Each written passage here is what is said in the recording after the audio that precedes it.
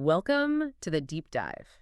We're your shortcut to getting, well, really well informed on some huge ideas and stories. That's right. And today, we're not just looking at a book, we're kind of unearthing a literary earthquake, really. A big one. We are plunging into the world of John Steinbeck, an absolute giant of American literature, Nobel Prize winner. And his work just digs so deep into, human struggles, morality, the American landscape itself. Exactly, and we're really digging into East of Eden. Which, interestingly, Steinbeck himself called his magnum opus. His greatest creation. He apparently poured absolutely everything into it. You can feel it when you read it. It's this sweeping, multi-generational story set in California's Salinas Valley, which is both beautiful and pretty harsh. Right. Fertile but tough. So our mission here in this deep dive is to unpack that massive narrative. The characters, they're unforgettable. Really compelling. And the themes, they're just timeless.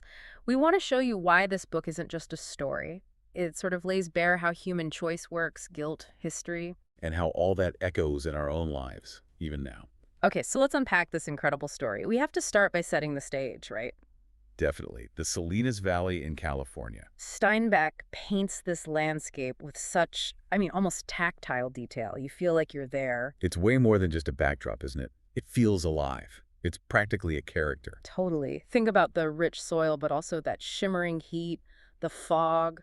It's beautiful, almost Eden-like in a way. But also really difficult. Cycles of boom and bust.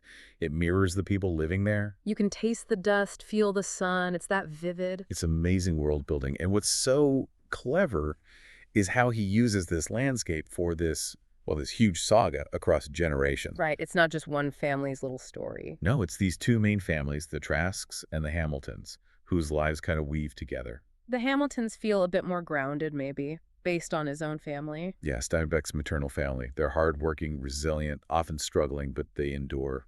And the Trasks. That's where the real intense drama happens. That's where the big psychological and moral battles really unfold. Their lives run parallel to the Hamiltons. Creating this complex picture. Exactly. An intricate tapestry that lets Steinbeck explore human nature over time, how the past shapes the present. It's incredibly ambitious. To cover that much ground but keep it so personal. Right. And it's in these families, especially the Trasks, that we meet characters you just don't forget. They really carry the core conflict. Absolutely. Like Adam Trask. Adam, yeah. Yeah. He starts off almost like radiating innocence and hope, but he's also got this idealism that kind of blinds him. Makes him naive, vulnerable. He wants to see the good even when it's, clearly not there. And that's Kathy Ames, his wife. Oh, Kathy. She's something else. She's not just a standard villain, is she? She's like a force. Manipulative, destructive. Steinbeck calls her soul malformed. Yeah, it's like she operates outside normal human good and evil, almost primal malice. It's chilling. Really unsettling. Challenges how you think about human nature. And that's where Steinbeck is doing something profound. He shows good and evil aren't just abstract ideas out there. They're in us. Yes, actively wrestling inside us. A visceral battle. You see it so clearly in Kathy, and then later... with the son. Exactly, with Adam's sons. It plays out right there in the family, making the whole nature versus choice question feel incredibly real. Brings it right down to earth. And that twin dynamic, okay, this is where it gets really interesting for me. The legacy continues.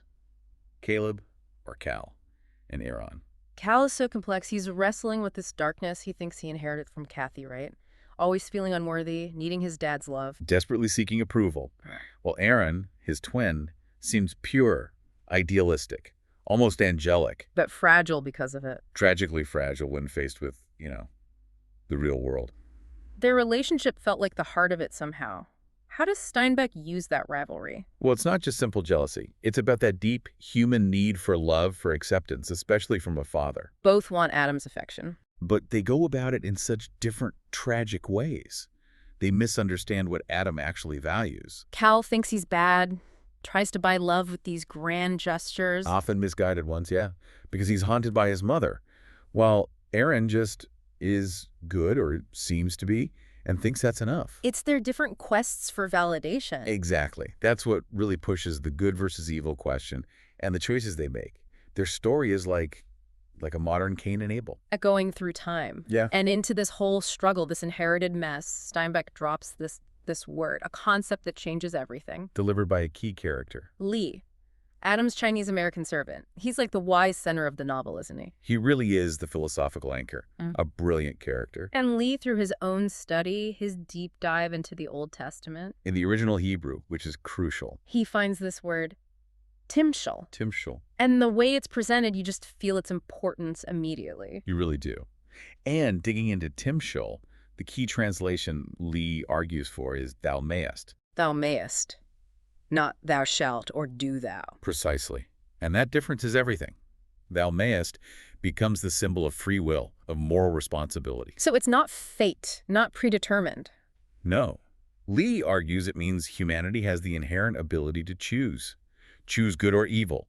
Choose to follow the path laid out or make a new one. Wow, that's a powerful idea. Agency over destiny. It rejects being trapped by your genes, your upbringing, your past. It's liberation, but also A responsibility. a huge responsibility. And it makes you ask, well, what does it mean for you, for any of us, to know you have that power of thou mayest? Even when things feel totally overwhelming, you still have a choice. That's the core message. It's amazing how much rests on that one word. Yeah. And it reframes everyone's struggle, doesn't it? Completely. Even Kathy perhaps had a choice. Yeah. Cal definitely does, Yeah. despite fearing his inheritance. It makes their actions moral decisions, not just fate playing out. Offers hope, but yeah, that responsibility is heavy. Steinbeck really believed this was the absolute core. He obsessed over getting that translation right from Genesis. He felt it was missed otherwise. Okay, so speaking of struggles and choices, another massive theme is family and inheritance. Oh, definitely. It's just so striking how patterns repeat.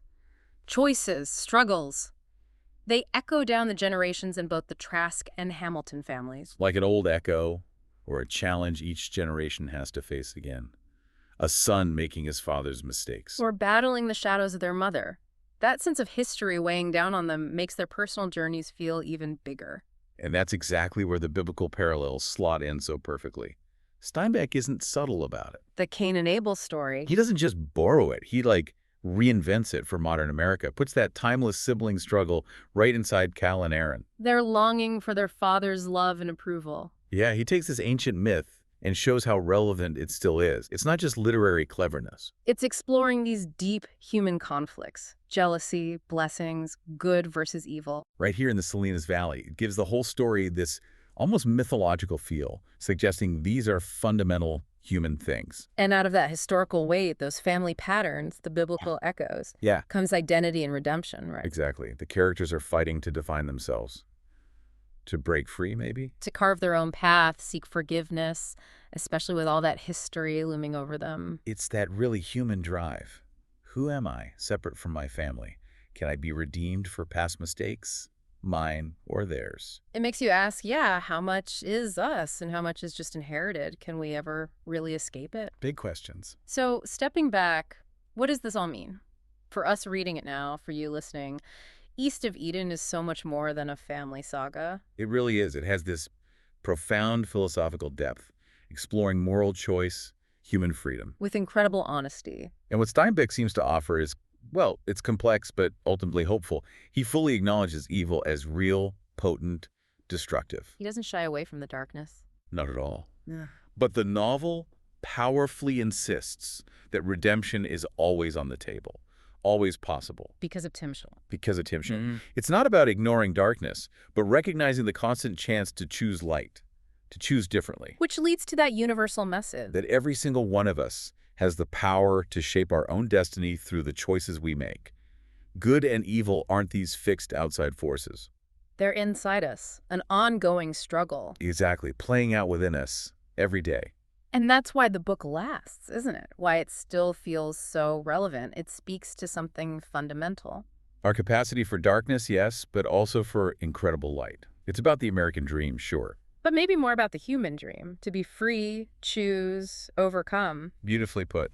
And we should remember, like we said at the start, Steinbeck himself thought this was it, his greatest achievement. He wrote it for his sons, as a kind of guide, trying to explain the world's good and evil to them. That's quite something. Tells you how personal it was for him. And it earns that status.